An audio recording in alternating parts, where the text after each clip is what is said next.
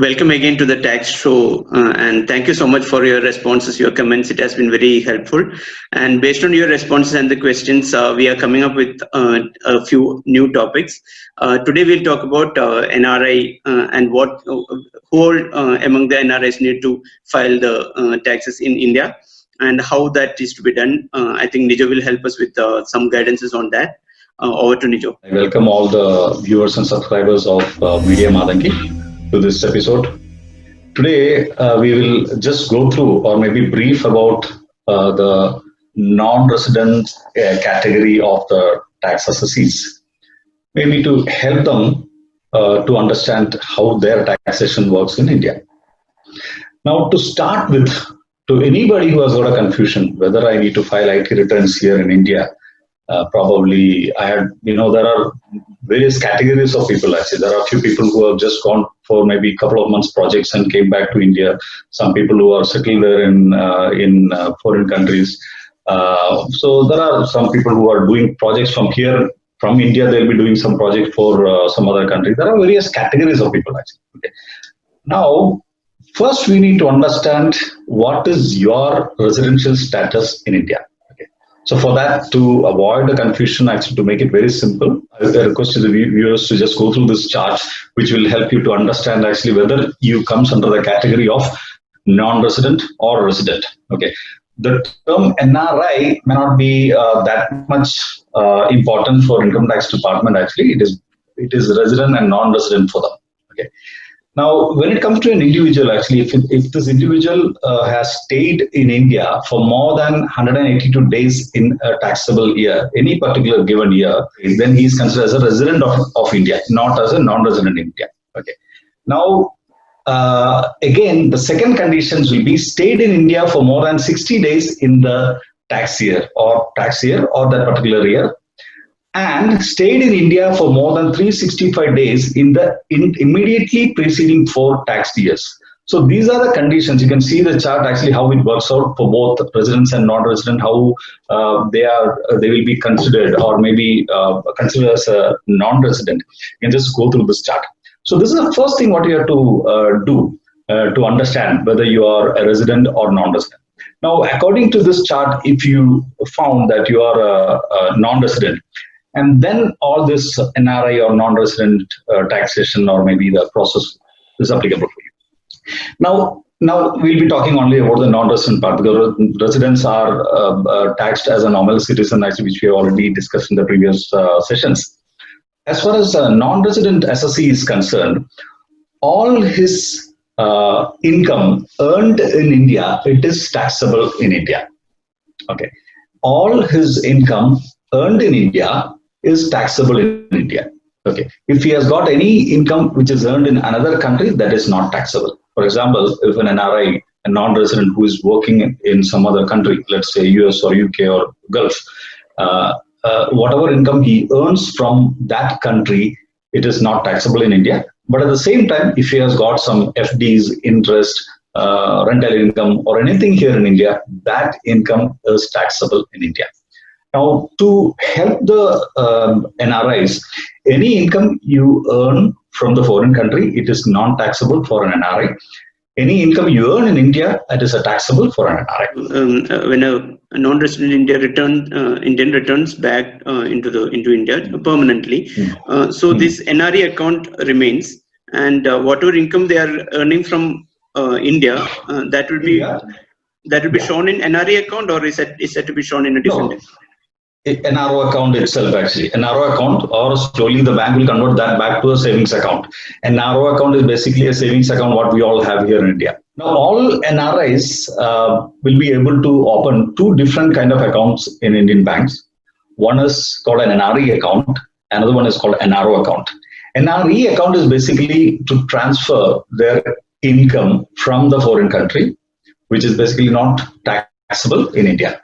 Whereas if the NRI has got any income generated in India, that can be transferred to an NRO account, which will be taxed in India.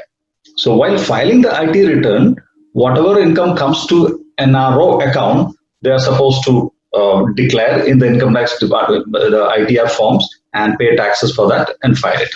Now, in one particular scenario, if you have traveled abroad, but at the same time, as per this chart, you are still a resident Indian and you don't have the non-resident status, then things are a bit complicated for you.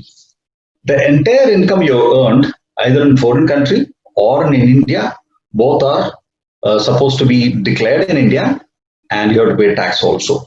Okay, I'll just repeat it actually. Any individual who is not classified as a non-resident, at the same time you had traveled abroad and you worked for a couple of months or a couple of days and you got some income there in the foreign country, then you have to declare both the income, the foreign income as well as the Indian income in India, and pay tax for that.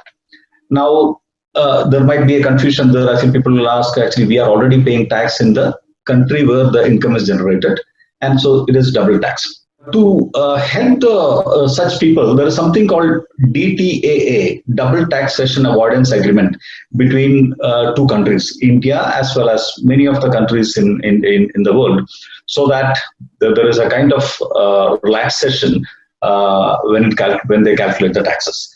So this makes sure actually you don't pay an additional tax for this amount, because let us take an example of somebody who went to US for 3-4 months project and came back, and then he's still back in India and he's working for his parent company.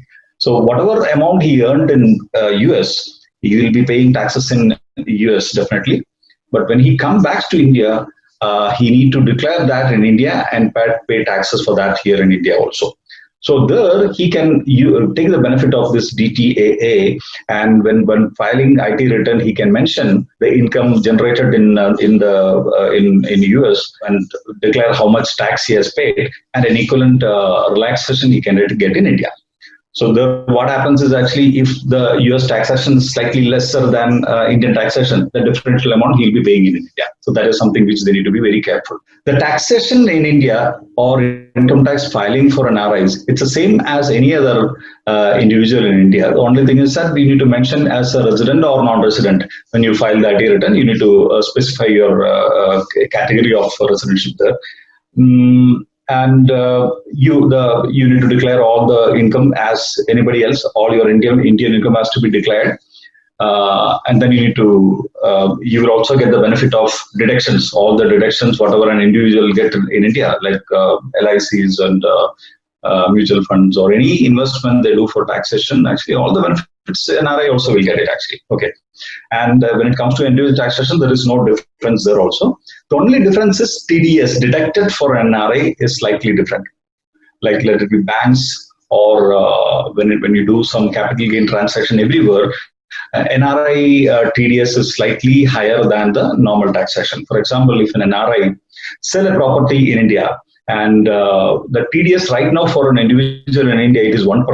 That the buyer is going to deduct 1% of TDS from the seller and pay the remaining amount to them, and 1% will be given to the department, paid to the department as a TDS. But when the seller is a NRI, non-resident, then the TDS is going to be 20% by default. In case if you have any dispute on that, or maybe if you want to get a reduced tax rate, you can always approach your income tax officer and get a reduced tax rate. In the normal case, it is 20. The same way, the TDS deducted by the banks, everywhere the TDS percentage is higher for non-residents actually. Having said that, it is not an excuse for not filing IT returns. Even if there is a higher TDS deducted for them, they can always claim it back as a refund actually by filing the IT returns every year.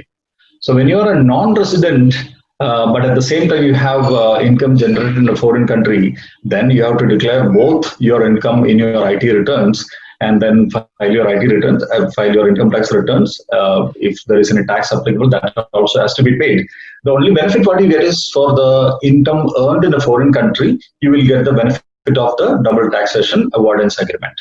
So that is while filing IT return, you can see that portion and fill it accordingly. I'll just brief you this session. So first we went through the chart which will help you to find out what is your residential status, which is the most important thing as far as an NRI is concerned. So many people are not able to decide whether I need to file it as a resident or non-resident.